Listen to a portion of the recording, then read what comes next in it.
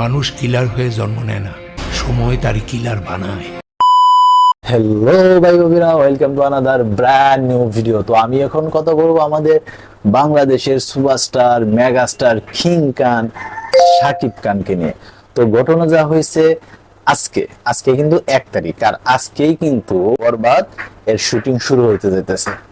আর আজকেই কিন্তু এই সিনেমার ফটোশুট দিয়ে সিনেমার শুটিং এর কাজ শুরু করা হবে। ইতিমধ্যেই কিন্তু শাকিব খান এই বরবাদ সিনেমার শুটিং এ যোগ দিয়ে দিয়েছেন। তো এই বরবাদ সিনেমা কিন্তু বিশাল একটা বাজেটে নির্মাণ হইতেছে, যা এই সিনেমা যে যত কলা কৌশলী সব কিন্তু ইন্ডিয়া থেকেই থাকবে। তো ইন্ডিয়া থেকে যদি সবকিছু যদি থাকে তাহলে তো সিনেমাটা একটু অন্যরকম হওয়ার কথা। তবে বাংলাদেশ থেকেও আমার মনে হয় কিছু টেকনিশিয়ান রাখা দরকার ছিল। আর এই ছবির ডিরেক্টর কিন্তু মেহেদী হাসান হৃদয়। তিনি কিন্তু এর আগে কোনো সিনেমা নির্মাণ করে নাই, এই প্রথম কোনো একটা সিনেমা নির্মাণ করতে যাইতেছে, তাও আবার বাংলাদেশের সবচাইতে বড় সুপারস্টার মেগাস্টার কিং খান শাকিব খানকে নিয়ে।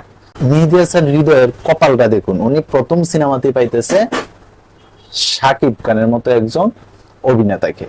তো এই সিনেমাতে শুধু যে শাকিব খান আছে তা কিন্তু না, এই সিনেমাতে কিন্তু আছে আপনার ইদিকা পল আছে, শহীদুজ্জামান সেলিম সাহেব আছে। শহীদুজ্জামান সেলিম কিন্তু অনেক বড় মাপের অভিনেতা, আর ইদিকা পল উনি তো ছোট পর্দার জনপ্রিয় অভিনেত্রী ছিলেন। ওনার সিনেমাতে পথ চলাটাই শুরু হয়েছে কিন্তু শাকিব খানের হাত দিয়ে, প্রিয়তমা সিনেমার মধ্য দিয়ে।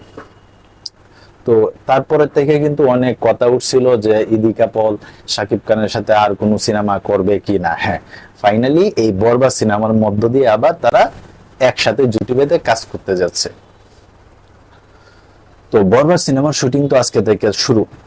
তো এই বরবাদ সিনেমা নিয়ে কিন্তু বাংলাদেশের মানুষের মনে অনেক প্রত্যাশা, বিশেষ করে সাকিবিয়ান যারা আছে তারা কিন্তু চাইতেছে যে এই বরবাদ সিনেমা খুব ভালো, শুধু ভালো না খুব ভালো হোক, এমনটা কিন্তু প্রত্যাশা করতেছে সাকিবিয়ানরা। তবে একটা কথা কি, সিনেমা হল বাঁচাইতে চাইলে শাকিব খান ব্যতীত অন্য কোনো ভরসা কিন্তু এই মুহূর্তে নাই।